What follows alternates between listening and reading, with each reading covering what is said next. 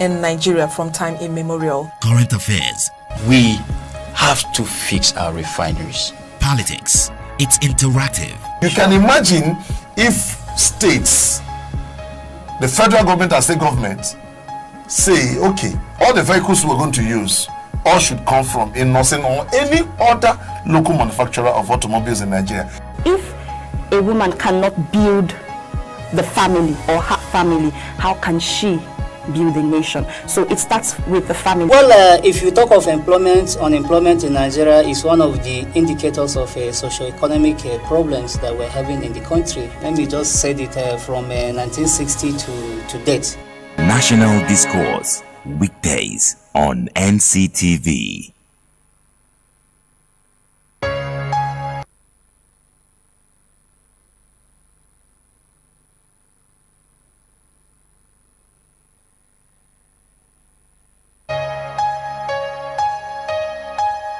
Welcome to National Discourse. Fuel scarcity has been a problem in Nigeria from time immemorial. Current affairs.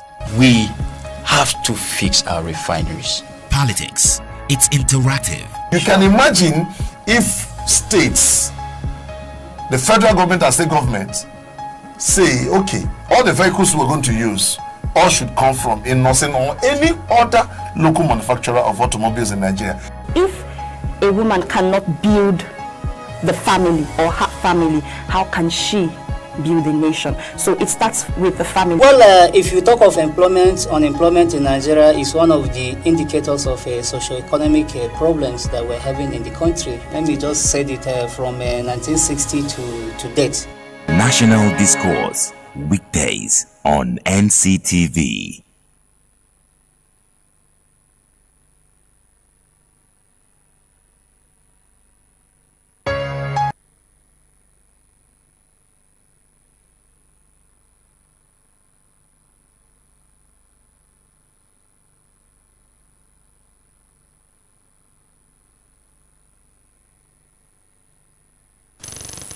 Alright, good morning, beautiful people of Nigeria and of course the world at large. And today we've come back with very interesting topic that I know they are seated, to actually listen and follow up with the discussion.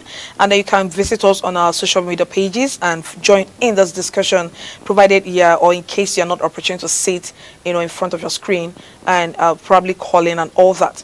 Now today, it's no longer news that something happened yesterday. We are talking about the theft of the maize in the red chambers. And of course, following up, we have a matter that arose like 2 weeks, that have been trending over 2 weeks, a week ago. We are talking about our president's re-election bid to come back 2019. Now, we are going to look at these matters that have arisen within this shorter space of time. That is what we have today. And I still remain your host, Uche Uduma. I don't want you to go away from where you are watching, because we have and need a lot of contributions from your own end. We'll go for a short break now, and I have someone in the studio. When we come back, we get him introduced. Stay tuned. In the fight against corruption, we need to really task our leaders, who are the religious leaders, from the emir, from the bishops, from whoever they can. Some of our village markets, there are people, they call them in house like Nakama. They are like Agberu in the markets. Whatever anything is not useful to you is not important to you. Politics. What happened in Benue might be political. It still has another tone, not political, dated way back. If you follow history. It's interactive. Not part of Nigeria. Okay. And it will not be good for us. When they gather their people, they tell them, these Hausa people are your enemies. When the Hausas gather together, they tell them, these Igbo people are your enemies. When the Yoruba people gather together, they say the same thing. Who are we? We are just from the background. And today, we are here in TSTV. And that is why we must propagate our own. National Discourse, weekdays on NCTV.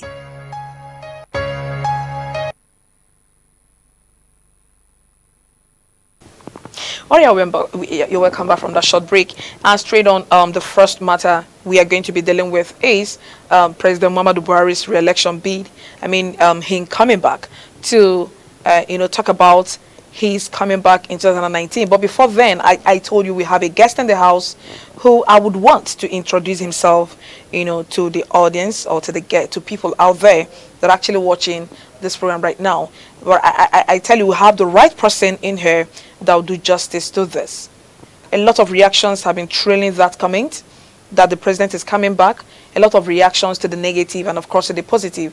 I really don't know what our guests have, bothered up within him to talk about today. So straight on to you, sir. Please can you introduce yourself to the audience. Good morning. My name is Malam Ibrahim Yakubu Adoki. I am from Kogi State, Kogi Central to be specific, and a politician, a member of the APC. The ruling party. That makes it very interesting. Yes. Now do you understand? Okay, straight on. We are starting with the president just suddenly waking up to the fact that he needs to come back.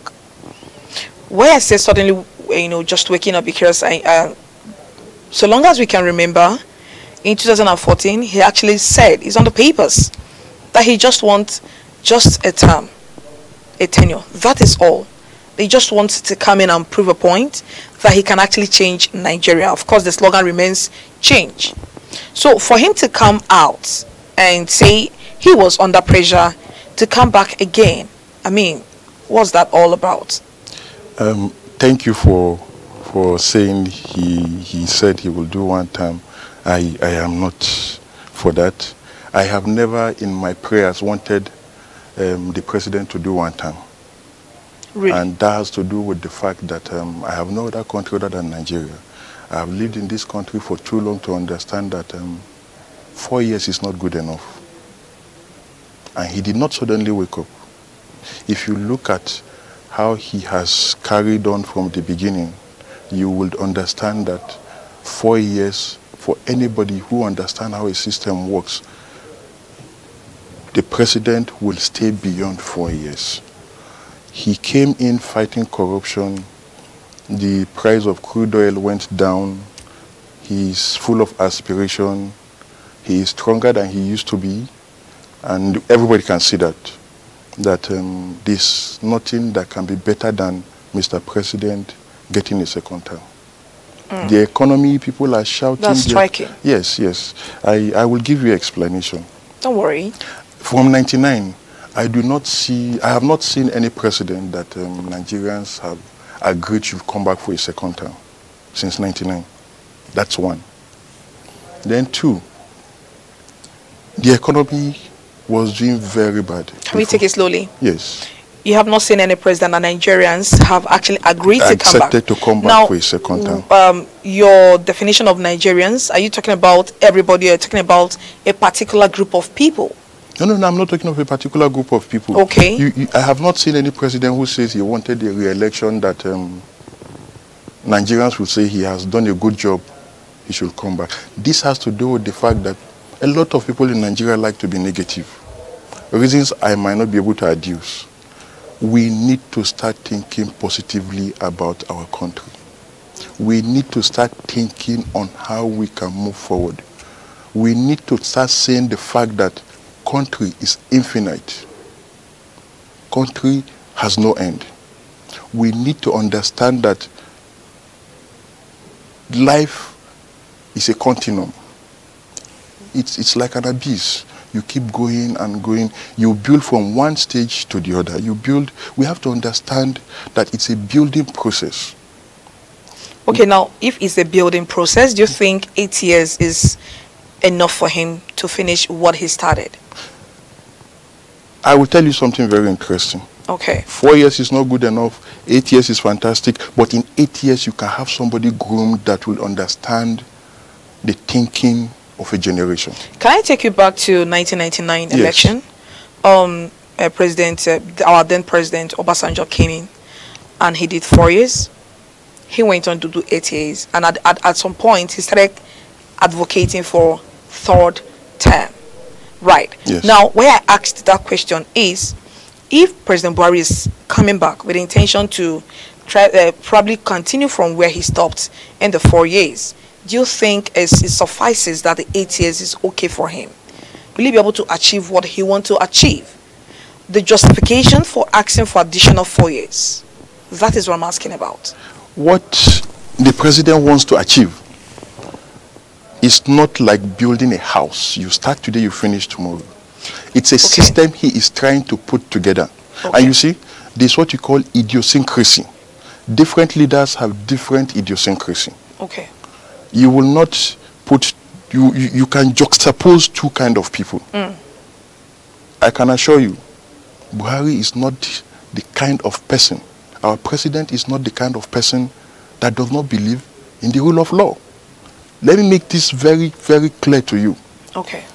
When the elections were finished, everybody was expecting that he would insist on some particular candidates as a president to lead the National Assembly. Everybody was expecting certain drastic changes to happen in Nigeria. But why would people think? Yes, I'm taking you there. Okay. This was expectation a lot of Nigerians have. You can't blame Nigerians. You know why? We had lived under military regime for too long, and we are used to leaders that have overbearing influences. And people expected His Excellency, the President, to come with an overbearing influence. But this is a man that has fear of God. This is a man that believes in the rule of law. And Nigerians are not used to it. Can I just ask a striking question? Yes. The president not having or not being overbearing or not having overbearing attitude. Now, if the election of 2015 had turned the other way around, what do you think would have happened in relation to him not having overbearing attitude? When you can move forwards on the highway, you never pray that it goes backward. Please, let's be positive. 2015 is past. We are thinking of 2019. Okay. Now, let me bring it forward. Yes. Without us having recourse to go back. Yes. Yes. Now, we are not, of course, I don't advocate for any party. I am not supposed to be, advocating for any party. So I'm being as neutral as possible. Now, let's fast forward to next year.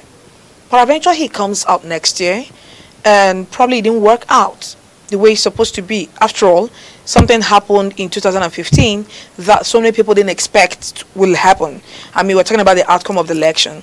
Now, going back to next year, and it happens that it didn't work out the way you think it will work out, or some people think it will work out. We're talking about President Buhari emerging the winner. What reactions do you think would show that, outcome coming from Mr. President? This makes me smile. You know why? This is the only man in Nigeria that has had constant real votes since 99. Last 2 weeks, we had a staunch PDP man, Senator Mantu, former Deputy Senate President, who came and confessed his sins that they used to rig election. Mantu said this on channels. Yeah. Even while PDP was rigging elections, Buhari, my president, His Excellency, the President of the Federal Republic, had certain basic votes naturally that kept coming to him. All right. I'll explain something to you. You asked me a question on what do I think will happen next year. Yes, yes. Provincial there's a serious problem we have in the city. Okay. I hope you know the majority of the population of Nigerians do not live in the city centers. They don't live in the city centers. Most of the people you would deal with, like me, who live in the city centers with Twitter, with Facebook, don't Instagram. Even vote. Yeah, sure, you're correct. People in the city centers don't even vote. Have you heard of the wonderful revolution in agriculture taking place? This is not me on TV trying to just defend the indefended. No, what I'm trying to make you understand is that the realities on ground point to one direction alone. That His Excellency has decided to contest an election he knows his base will not leave him alone. You've not answered my question. The base has not changed. Good. Elections are about people winning and coming back. I can assure you that the people who are making noise, who are worried, who are disturbed, are the urban poor, the new urban poor, who the new system have not favored. And if you juxtapose them with the majority of the people that have benefited from the basic tenets that this government believes in, you will know that it's a contest that we know what direction it will take. That's very beautiful you said, but I still want to take it back to my question. All right, now, what imaginary things are you actually expecting to happen? Not in a negative anyways, because you're actually giving us an attribute of Mr. President. He said he's not overbearing, right? No, he's not. Good. Now, peradventure, there's a twist, in the outcome of election of next year. What do you think the reaction would be coming from Mr. President? You see, we are going back to the same thing. There's a twist because something is wrong. There's a twist because the base went far. I am telling you, our base is constant. We are saying the same thing. No, we are not. You can see everywhere Mr. President goes, there's a bee of human beings. This is the first time you have a president that people want to see, not because they are paid. That's wonderful. Yes. This is the first time you have a president that the poor man is happy seeing. Are you sure you are saying the minds of Nigerians? Or you are saying understand what I'm trying to say. I have given you two different scenarios. Okay.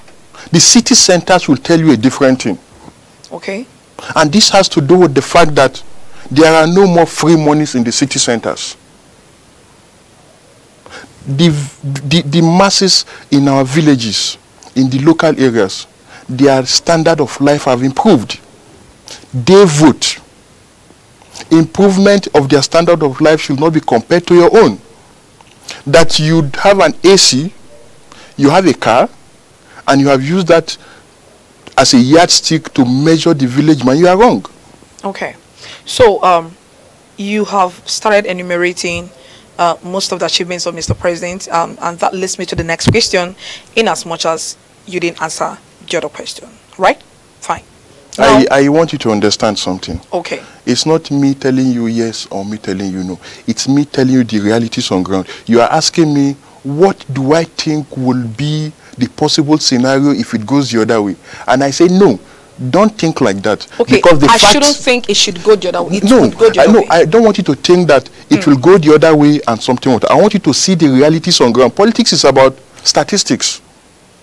I'm giving you reality that the city centers will complain. Really? Yes, right now they are complaining. There's no free money. The village man, the person you call the village man, the farmer is happy. The rice farmer is happy. The cassava farmer is happy. All over Nigeria? Of course, the farmer is very happy. The revolution is taking place all over Nigeria. We do not all have the same kind of cash crops. We don't. I am telling you, I am happy talking to you because I'm talking to a city person. I am not surprised with the nature and structure of question you would ask me. This is what I expect from a city person. This is not what a village person would ask. Do you know what a village person will ask me? No. He would ask me, please, how can we continue this revolution that is already going on? The city person would ask me, how can we put a stop to the realities on ground that will benefit me in the future? All right. Now, can you give us a rundown shortly of the achievements of Mr. President? In a nutshell, what has he achieved for Nigerians? Nigerians would want to know. There was a time that, I'm a Muslim. There was a time that when I go to mosque, any mosque, anywhere, and somebody comes with his personal belongings in a plastic bag, I'm scared. I jump out. You know why? Security. There was a time that in Kaduna, every Sunday, almost every road was blocked because people needed to go pray to God in the church. That does not happen again. You see, what we have achieved in terms of security, you cannot quantify in monetary terms. That's one. On the economy. Can we take it one after the other? I know we really don't have like luxury of time, but on the issue of security, right now we are still experiencing killings in Benue State. Right now, some girls in Dapchi, they were abducted. Yes. We're not talking about the outcome of how they came back, but the question is, if our security apparatus is right, should we have people go all the way from wherever, beat all the security checkpoints or whatever, get to a school and abduct schoolgirls? You see, this thing you are talking about is not something that I want you to look at as a problem of this government. Nigeria, we are not looking at the problem of anything. I will explain something to you about Nigeria. Okay. We need a master plan in Nigeria. Who brings it? The present government is working on some beautiful plans. So with 4 years, be enough for him to execute that? The master plan is not for the president to execute in 8 years. It's supposed to be continuous. And I'm taking you somewhere. Yeah. Have you ever asked yourself what is the number of police we have in Nigeria? Police personnel? Have you ever looked at it? Please, I want you to do me a favor, look at it. Have you looked at the number of military men, Air Force, and Navy we have in Nigeria? We say we have a population of 180 million people. I can tell you that all the security apparatus combined, they are not up to 1 million. Do you know what that means? We have a capacity problem. Is that the reason why we are having upsurge? Nigeria as a nation has a capacity problem. Make the maths. 1 million people taking care of securing 180 million people. You know, how many states in Nigeria do have military formation? How many states do have military formation in their capital? Where they have in the capital, you will discover that crises take place in villages that are sometimes 100 kilometers away. They have hillocks. The roads are untarred. This is a capacity problem that the present government is trying to work on. You saw there have been a lot of recruitments that has been going on in the army, in the police, in the navy. These are things that will take a long time. How fair are the recruitments? How fair are the recruitments? Fair, yes, are the processes of recruiting those people? Will a common man find his place there because probably does not have any big person to hang on his hands on? How fair have the recruitments been? Because we know we have problem of unemployment in Nigeria. I was actually going there to when we ask get how. let's finish this, then we get to unemployment. Okay. The issue of security, I can assure you, if subsequent governments will come after Mr. President's 8 years and keep to building the capacity, we have to be realistic. Okay, so you're saying there was no capacity structure on ground? There's a capacity problem. But it's not. You know why? You spoke about Benue, you spoke about Dapchi. Yeah, and so many other things happening around us. When there's a crisis in point A, you have 10 people to take care of it. There's a crisis in point B. You are forced to take 10 people from point A to point B. You know what you do to point A? You leave it bare. Why? Because there's a capacity problem. Is it not the same military you are using in Benue, you are using in Taraba, you are using in Kogi, you are using everywhere? How many are there? Most of us are praying sincerely that our West African neighbors should not probably forever understand this structural problem we have regarding capacity. Because this will be disastrous for us. Okay. Our security personnel that should be waiting and defending our borders have been brought in to defend the internal crisis now, that we expect police to take care of. Okay. Now, it is because the police are not enough. If we have capacity challenge in which we are building, security apparatus, yes, which the present government is building. Now, recently, the bill to bring up Peace Corps was denied assent.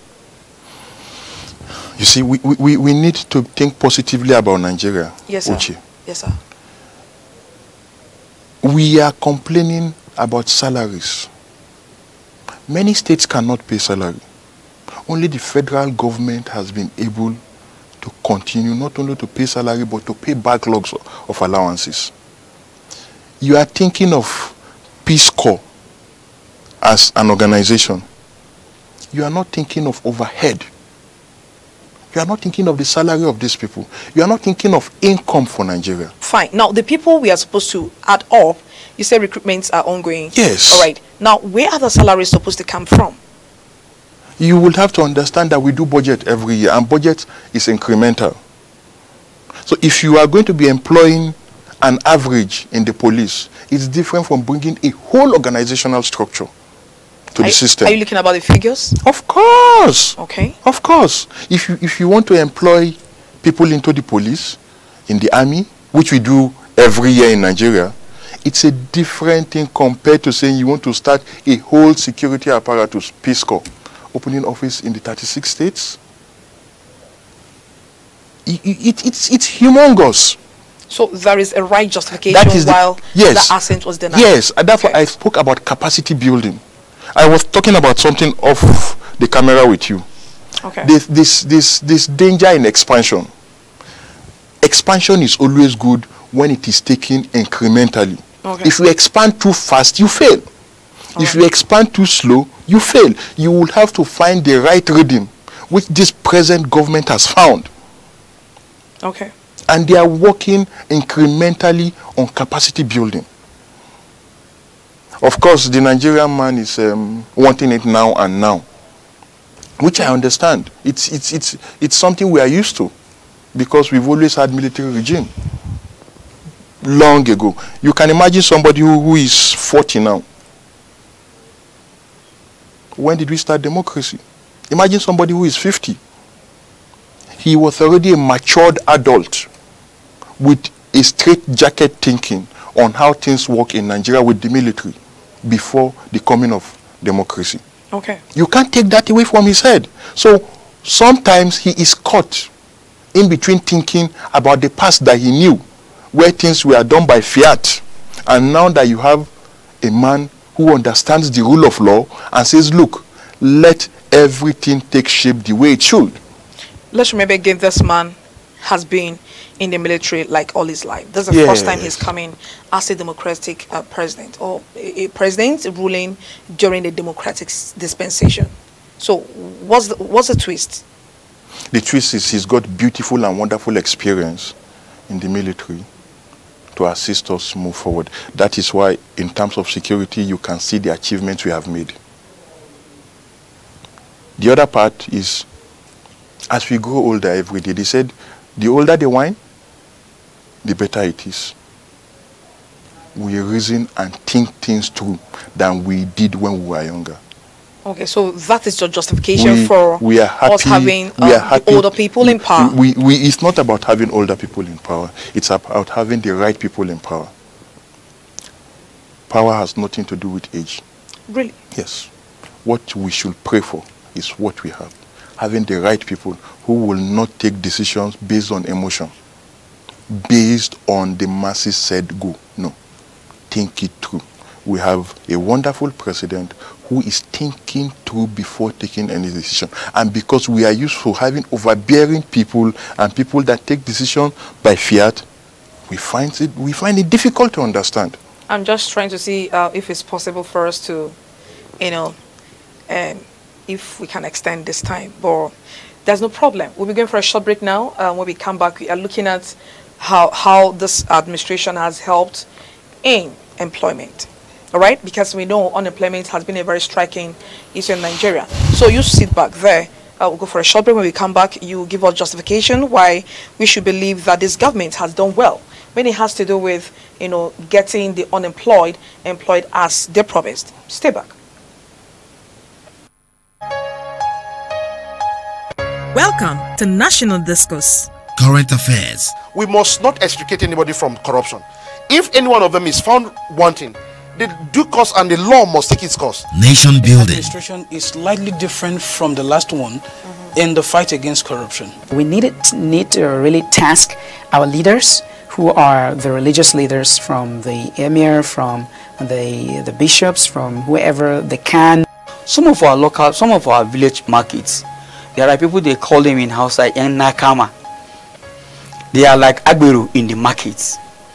Whatever anything is not useful to you is not important to you. Politics. What happened in Benue might be political. It still has another tone, not political, dated way back. If you follow history. It's interactive. Not part of Nigeria. Okay. And it will not be good for us. When they gather their people, they tell them, these Hausa people are your enemies. When Hausas gather together, they tell them, these Igbo people are your enemies. When the Yoruba people gather together, they say the same thing.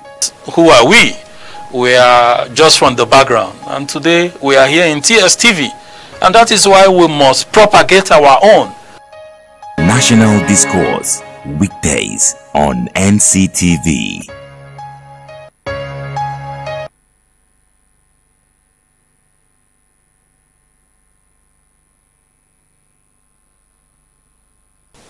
All right, welcome back from that short break. We are very sorry we couldn't take some calls, but you can call us now and get us. The discussion was actually heated. Now back to you, sir. What are the justifications towards employment, like for people to now say, can you come back because you were able to massively reduce the number of unemployed youth we have in Nigeria as promised? Employment is something very close to my heart. Okay. This is because I haven't been formally employed by anybody until now. I have always been my own employer and I've employed other people. Yes, sir. I'll explain something to you very unique. When you talk of unemployment, we are talking about the younger generation. Most of the time we are talking about the Generation Z, who probably have never had to do anything for themselves. Their parents took care of them, told them they were the best people in the world, took them to private schools, schools where you don't fail exams. So some of them have never seen failure in their life. They went to private primary schools, private secondary schools, private universities. They always passed. Okay. And suddenly they graduated. One thing their parents never told them was the fact that they have no job waiting for them when they graduate. So they never gave them the opportunity to understand that life out there is not like going to a private school. They graduate, they have a problem of employment. You find them in the city centers. We have two types of people. And in terms of poverty, you have what you call the urban poor, which you see more. And the urban poor has to do with somebody who is delinked from the land. You would have to understand that land plays a very important role in terms of employment. Okay, now I'm trying to explain something to you. but we are still looking at time too, so we can exhaust the government cannot employ everybody. I have never been employed by the government. And I have employed a lot of people in my kind of work. Okay. The last time students were graduating from Ahmadu Bello University Zaria, I was invited to speak to graduating students on why they should create their own kind of job. Everything that you do that brings you money, for as long as it's legal, that is your job. People have to start to understand that. That's appreciated.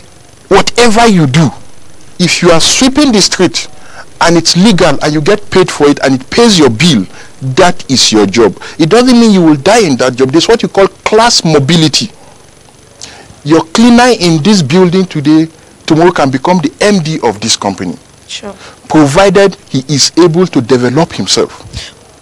Does that stand as a defense why we have not seen so many unemployed people become employed? Until these same people you talk about start to understand that some of us understood it quick, so we employed ourselves. Okay. We can't all wait for government to give us employment. Fine. Now, back to the question I asked before we went for break. Yes. Some class of people are currently being employed on daily basis. Yes.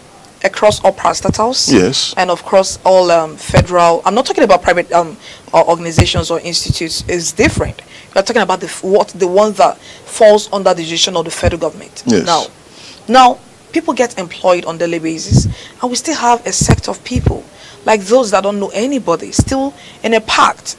Does that suggest favoritism in the part of this government? No. I do not subscribe to that. What I want you to look at, because we are talking of employment, I want the average Nigerian youth to be up and doing, to respect small money. You see an average graduate today who wants to work or do business. He does not think like I was thinking many years ago. I'll give you an example. I graduated from Ahmadu Bello University, Zaria. I served in Abuja. As soon as I finished my service, I did not complete an extra 1 week in Abuja. I left Abuja. You know why? I understood the meaning of urban poor. I did not want to be one of the urban poor in a statistic. I went back to Zaria. Life is cheaper in Zaria. I went back to school in Zaria, and I started doing phone business. I had a mobile phone. Mobile phone just came out then. I bought a phone. I had a bench. People were coming to me, and they were making calls. For me, that was my first gainful employment. I had friends who laughed at me, who felt I was wasting my time, who thought I could do better. That's basic. Who thought I should be in Abuja. I have good friends that can get me employment, but I wanted to be a rich man. Okay. I had my plan in my life. The average person should have a destination, success. Okay. If you have a destination called success, the first thing you will do is look down. Money is not up, money is down. People shout Dangote today. It's economy of scale. How many graduates today are ready to take 10 naira profit as good money? They should look at the scale. They shouldn't look at 10 naira or 5 naira as too small. Okay. People should learn to do the basic things that can bring them a lot of money from a lot. It's 180 million human beings. That was what I looked at many years ago. I was young. They are young. They can do it. My today is their tomorrow. They should not see me today and want to be like me. The average graduate you meet today wants to drive a wonderful car, wants to have a wonderful phone. Possibly he wants to live in a wonderful house in Abuja or in his state capital. You will have to have a process to get there. Sure. The graduate should understand that it's not an issue of I want to be employed to live a good life. He should see it as a process of I want to contribute my quota to nation building. But let's still remember that it's not everybody that would go into business. Entrepreneurship, sorry. I'm not saying it's for selected few, but let's look at passion. Away from the camera, we were talking about something, and then you talked about passion. Yes. Right. Now, there are some people that have passion in office work. There are some people that have, passion and opportunity. They are the key basic things. You could have the passion, but you don't have an opportunity that will meet your passion for it to materialize into something. Let me tell you something. Away from most of the people I talk to these days, there are people that must work. Most of the people I talk to these days, I told them they are luckier than I am. You know why? They don't have to rent an office today. During my time, there was no Twitter. There was no Instagram. Facebook, okay, it was virtually almost not there. If you live, say, in Kaduna or say in Akwa Ibom, and you have a smartphone, as far as I'm concerned, you are employed, you have an office. Because you have a Twitter handle, you have an Instagram. And you have Facebook. And you have Facebook. What employment are you looking for? The next thing you should do is look at your environment and see what you can do.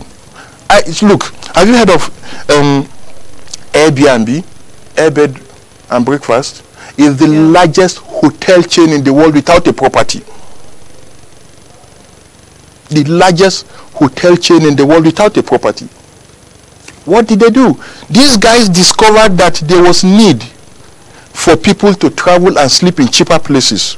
They started using the smartphone and the smart things, internet today. And they knew people had extra room in their houses.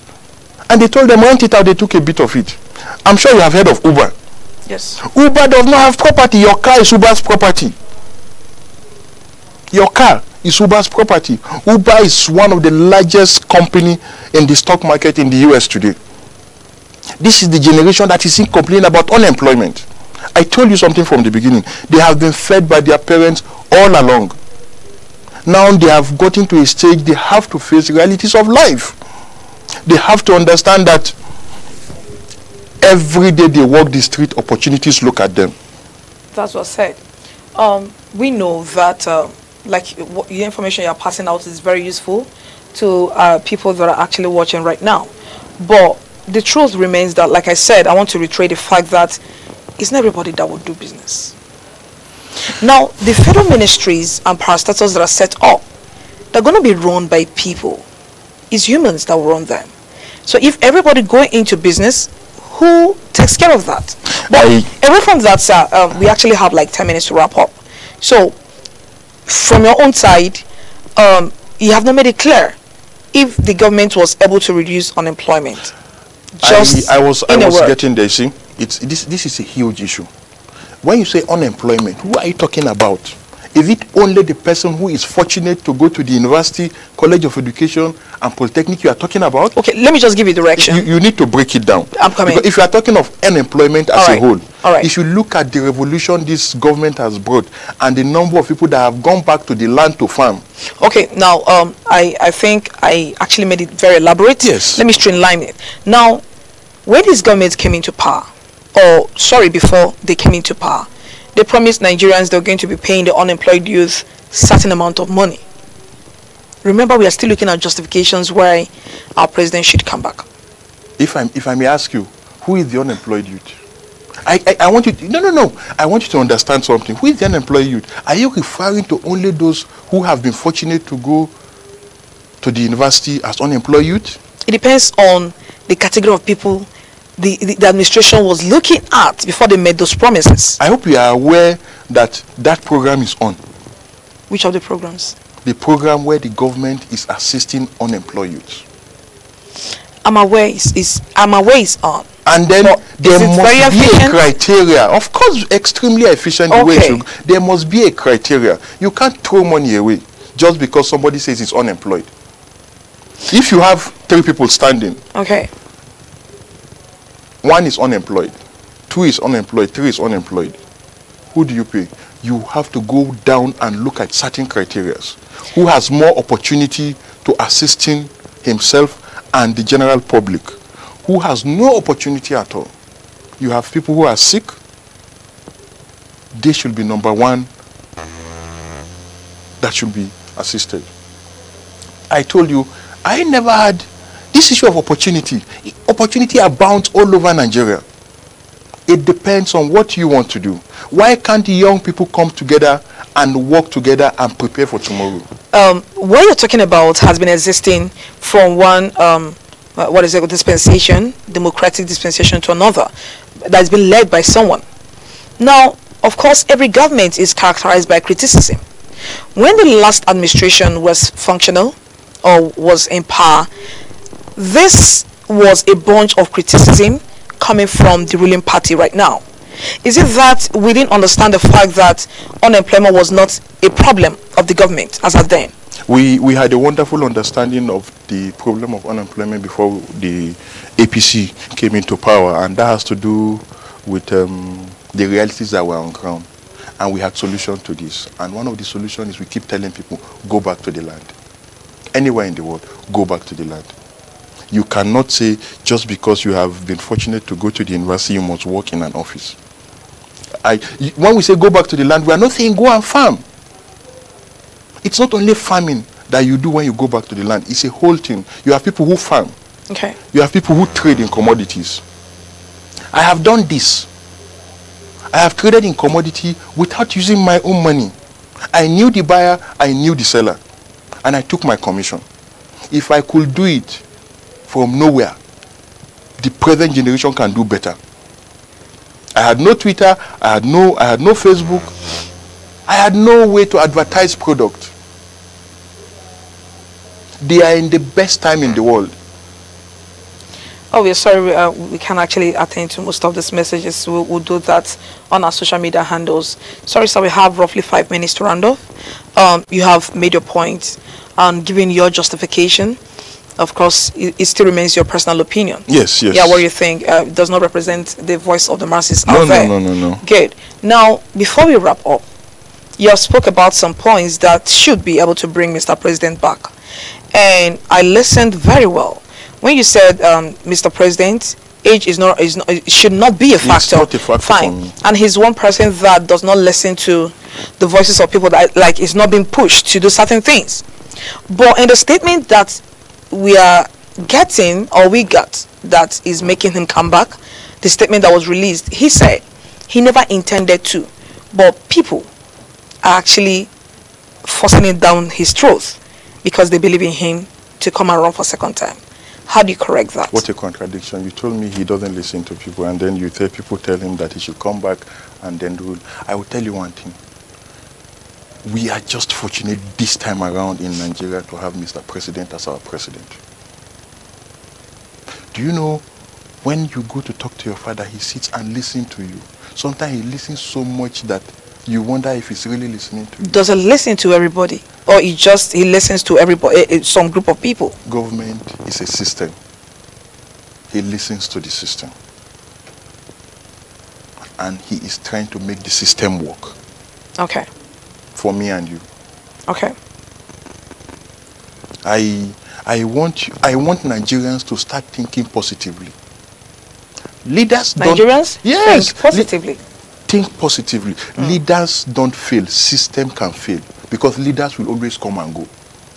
All this our thinking that leader has failed because certain system failed. Yes. Okay. Now, you are talking about him trying to continue the things that he started. Yes. That's one of the reasons he's coming back. Yes. If he's unable to finish those things in 4 years, peradventure he wins. He will win. There's no peradventure. Fine. From your own end, he has won. Yes. All right, but the election has not taken place. The base is there. All right. We believe in our base. All right. I know, there's no problem. Yeah. Now, peradventure, okay, fine. From your own end, he wins. Yes. All right? Yes. He wins 2019 election. Yes. And he runs for just 4 years. Yes. And of course, we know it's not enough to conclude tangible projects that he started. I told you the country is infinite. Understand that. Hold on, sir. Yes. Who continues? The point I'm trying to bring up is Nigeria as a nation, we are having continuity challenge. Now, most times we personalize leadership. We personalize party. We have not done this time around. Fine. Yes. Now, you might not really be sure of that until he concludes with his tenure and another person takes over.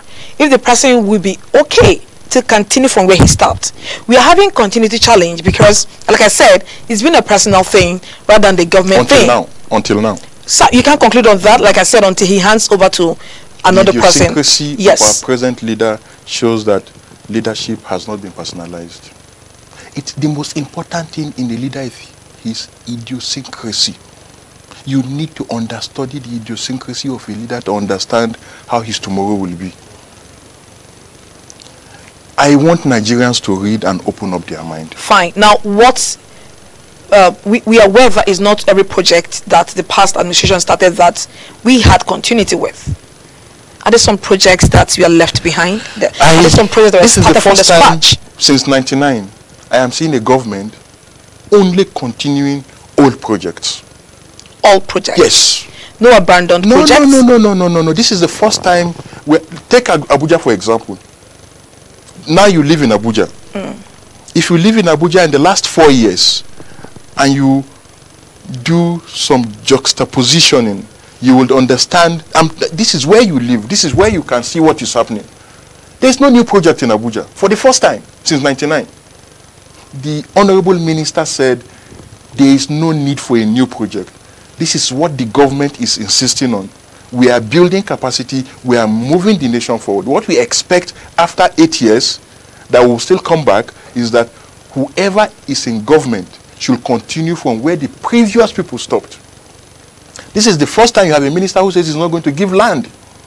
He is not for giving land. This is the first time you have a minister in Abuja who is continuing roads that have been abandoned for a long time. Quickly. Instead of opening new sites in Abuja. Quickly before we go, your government has done well. Yes. Our government has done well. Fantastic. According to your own... Not according to my own, according to the realities on ground. Of course, you and I in the studio. Yes. So but I want to make your justifications. Yes, I want to make it clear. It's not according to me. It's being your personal opinion, regardless. Actually, what I'm saying does not have to do with what I think alone as a human being. It has to do with what I see, what but is you are making this defense yourself. Yes. Fine. Yes. So it's according to what you're saying. Exactly. Regardless where you're getting your base from or your basis from. Yes. Fine. Now look at the appointments that Mr. President have done. Okay. Is it lopsided? What can you see there? Is it transparent enough? Does it cover the federal character? You know, Nigeria is very interesting. Very, very interesting. Because wonderful country. We do not have an overbearing president. Whatever he does, it's not good enough for them because that's not what they expect. Do you know what was the total vote he got from the South, South and Southeast? This is democracy. You don't joke with your base. 5%. Yes, 5%. And then, afterwards, he allegedly made a comment that he would not be expected to treat everybody the same. And that we have actually seen in the appointment. And I'm asking again, I wonder which, have the appointments been lopsided? No, the appointments have been fantastic. Okay, from your own angle and personal opinion, is the okay. Statistics on the ground. Does it comply with the federal character? Yes. I do not know any state. No. You see, I want you to understand something that is realistic. Please deal with what is available and you can see. Like facts. Facts. It's open. It's in the public domain. I do not know which section of this country today will say in the federal appointments they have not been represented. Probably some people had an idea of what they wanted. So, some sections just feel some things belong to them. What matters is everybody has been carried along. And from North Central, the volume of vote we gave Mr. President, yes, sir, is far, far away and above what the South, South and Southeast give. There's no problem. The number of ministers they have, senior ministers, we do not have. Hold on, sir. Now, look at the ministers we have. Yes. I really don't want to go into other places. We have actually eaten deep into our time. Now, look at the appointments of ministers. Yes. And, of course, key positions. And again, I ask, is it balanced? Very balanced. Okay. It's very balanced. All right.